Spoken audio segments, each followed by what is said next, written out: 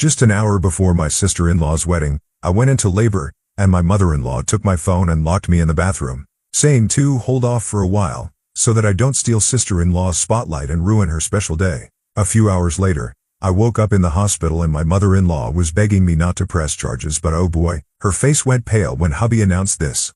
My husband Richard, Rick, male 30, and I, female 29, have been blessed with a daughter 2 weeks ago. This is our first child and we are obviously very excited. Things have been very busy on our end and we are just adjusting to being parents. It's a hard shift for both of us, but we're trying our best. We don't really have much help because of what happened on the day May, our daughter, was born. It was one of the most traumatic experiences of my life and I don't think I can ever forget it. Even the happiness of May's arrival is not enough to help me shake the paralyzing fear I felt that day. I think I would have died if not for my husband's timely help. But despite the horrible event, I still feel that since it involved family, we should be a little softer with them because May is the first child in the family. But I am unsure and my judgment is clouded with all these hormones and baby duties, which is why I've come to Reddit for help.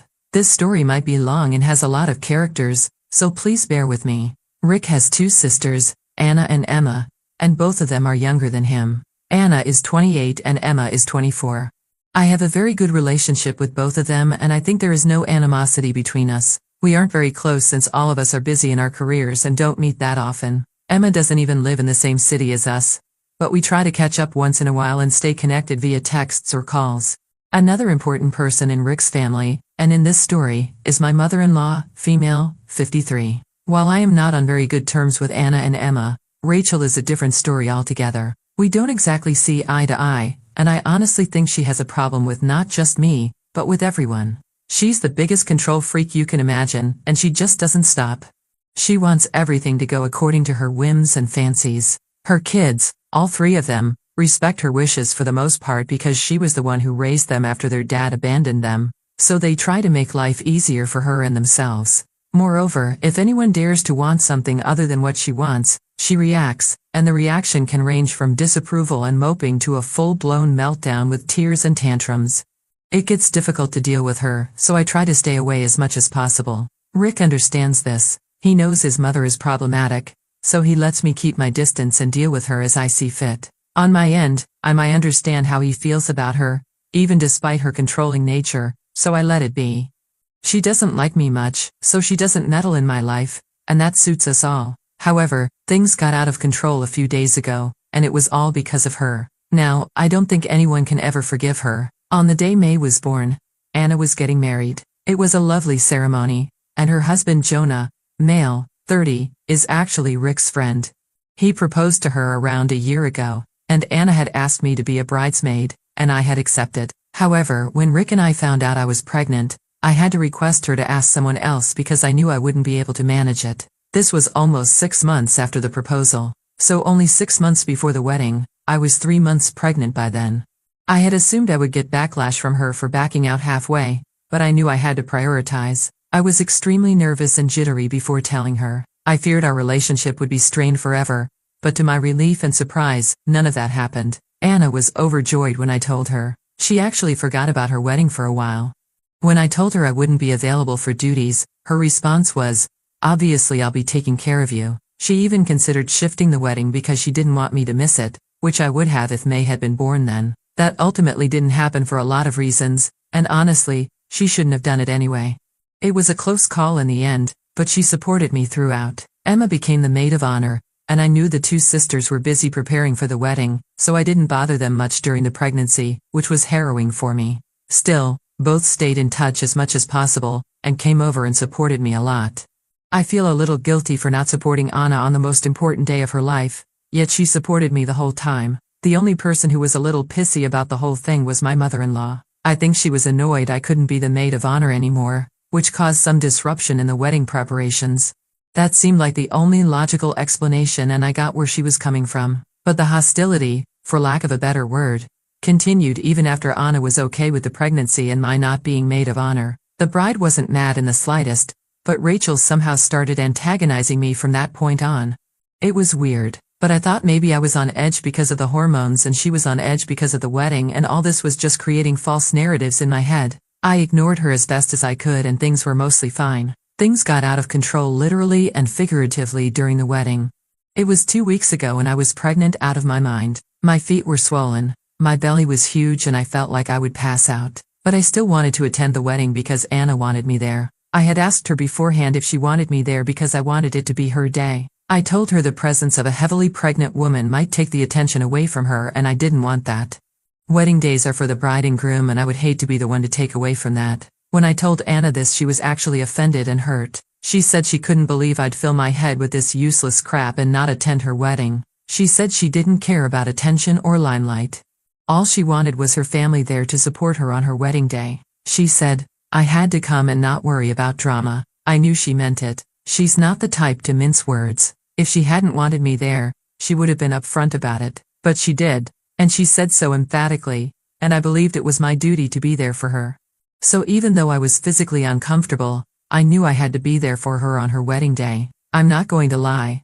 There were a lot of people murmuring, but I did my best to ignore them because I knew Anna was happy I was there. That's all that mattered to me in that moment. Rachel didn't interact with me much and she glared at me the entire time, but I was too uncomfortable to notice. I didn't have the energy to deal with her or make sense of her passive-aggressive behavior towards me, so I just let her be. She could glare all she wanted. I wasn't going to react to her. Then came the main incident that left not just me but everyone around me shocked and scared to the core. I started feeling uneasy just before the ceremony was about to begin. By then I had already met Anna. I got up and went upstairs thinking it would help me feel better and I'd return once I did. Little did I notice that Rachel had followed me. I was feeling sweaty and weird, so I went to the bathroom when suddenly my water broke. It was a genuine flood and I started panicking because even though I love my daughter more than anyone, she had chosen the worst possible time to arrive. I couldn't think straight and thankfully not. I saw my mother-in-law in front of me. By that point, I was crouching in pain. She rushed to me and I told her to take my phone and call Rick immediately because we needed to get to the hospital. She helped me up and made me sit in the bathroom and I gave her my phone.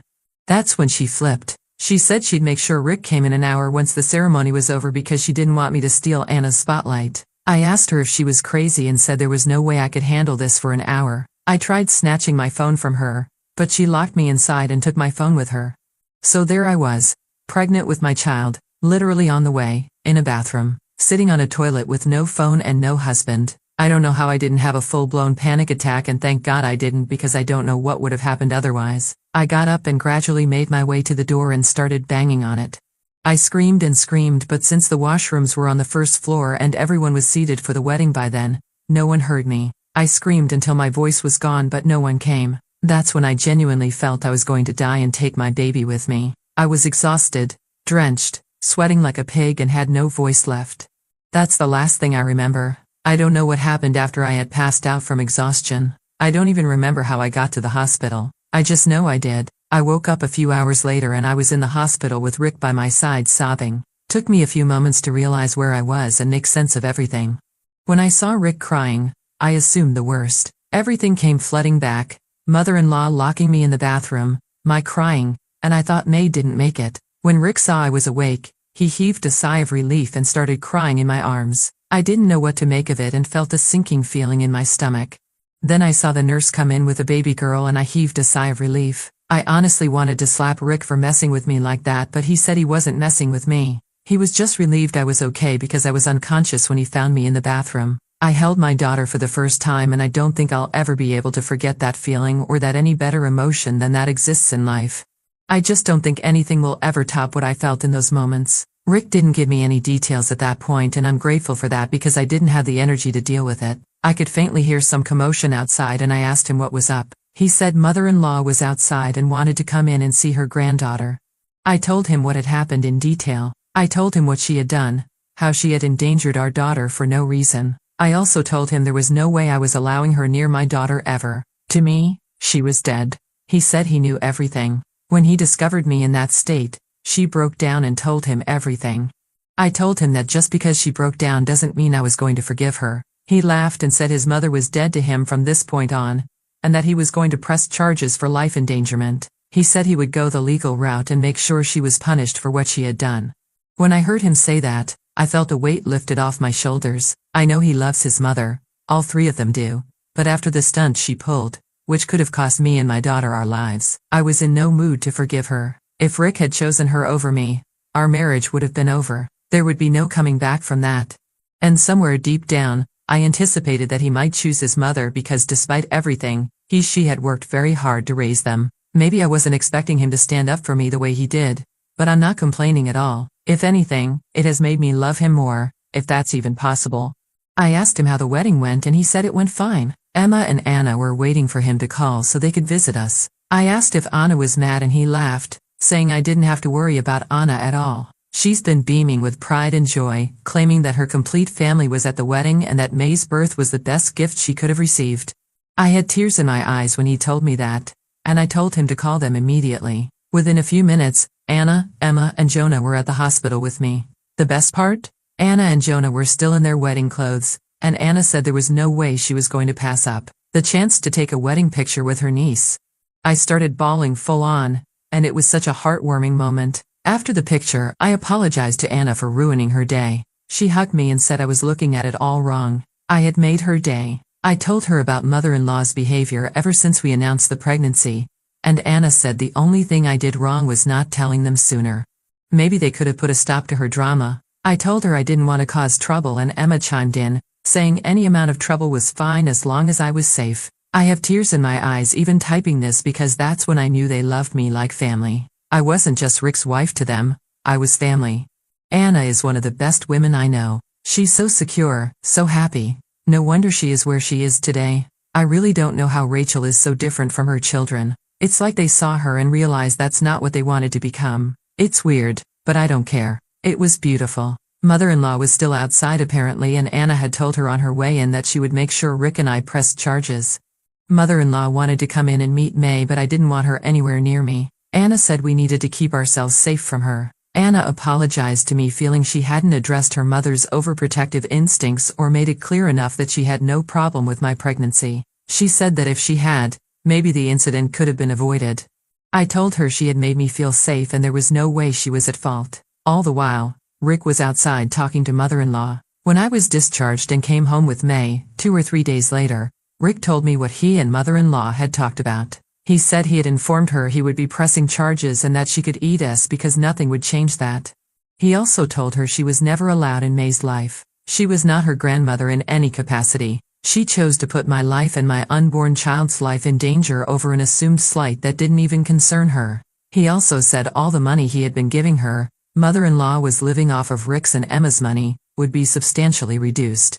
And that's when she started crying, saying she had slaved away her whole life for the kids and didn't deserve this. Rick told her that while he knew and appreciated all she had done for them, that didn't mean she had control over their lives. He said she was in the wrong and he had been ignoring or making excuses for everything she did for years, but not anymore.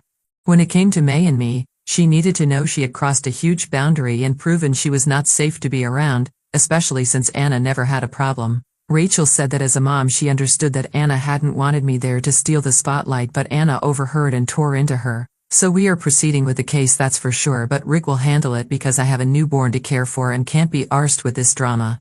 Rick said he would handle it. None of the siblings are willing to talk to her anymore. Anna has completely cut her off, and Emma only talks to her when necessary, and Rick and I are obviously no contact. I don't think mother-in-law anticipated this, and maybe she genuinely meant to protect Anna, however twisted it sounds.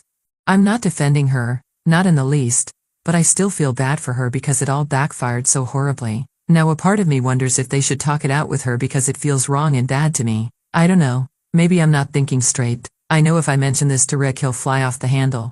He's furious with her and can't even look at her right now. I hadn't anticipated this but here we are. Update 1. Well, any reconciliation is off the table forever. I know I haven't updated in a long time, but well, I'm a new mom, so between keeping myself and my kid alive, I've been busy. The good thing is that May turns 8 weeks old in a couple of days, and we're all super excited.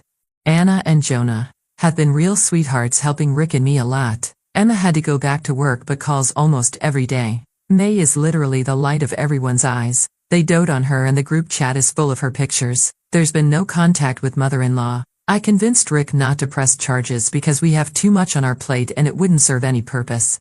Rick was reluctant but he agreed because neither of us has the energy for anything else. When we told mother-in-law last week she appeared thankful. I say appeared because that woman is genuinely unhinged and she showed everyone her true colors last week. Last week Rick and I woke up at around 1 a.m. to loud banging on the door. I thought it was a robbery and I ran and hid with May while Rick went to open the door. I could hear shouting but I didn't dare come out because I didn't want May to wake up. It turns out it was mother-in-law and Rick said she was behaving like a crazy person. She kept screaming that she wanted to see May and that we couldn't keep her away.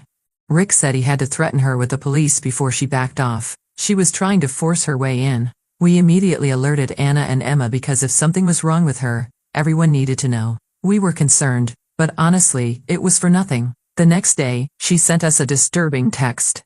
She started off saying we were being nasty and horrid to her by not allowing her to see May, and we were punishing her because her only crime was being a mother. There was some more melodramatic nonsense in there and gradually her text became more unhinged. She said she had the burden of raising 3 kids and always had to juggle one kid's priorities over another and that's what she felt she had to do on May's birthday. She didn't want May to take away from Anna's day. She conveniently forgot that May was literally a fetus and Anna herself had said multiple times that she had no issue with the pregnancy. And the wedding happening at the same time. I still understood this part. What rattled me was what she said next.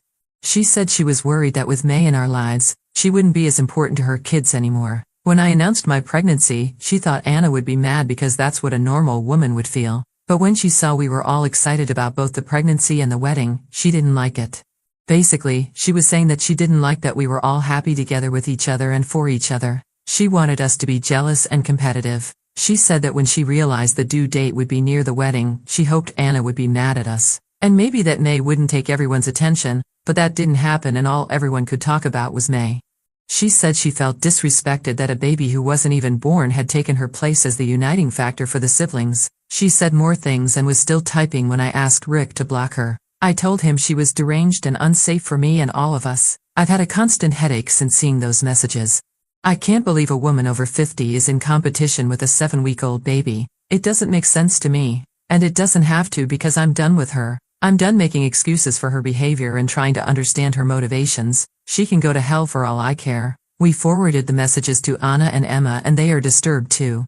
They think she might be having a manic episode and Emma said she will fly down to get mother-in-law checked at a facility. I think it's a good idea but I'm staying out of it. This behavior is crazy and I don't want anything to do with her anymore. Update 2. We have a restraining order against mother-in-law.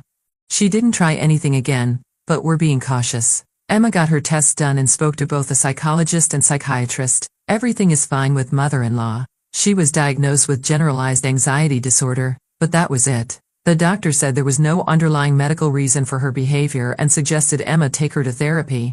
Emma has since gone no contact. She said she was willing to help if something was wrong, but hatefulness is who mother-in-law is and she can't tolerate her anymore. I totally get that, and share the view. She might have had my sympathy and support in a few months if she had a psychiatric issue.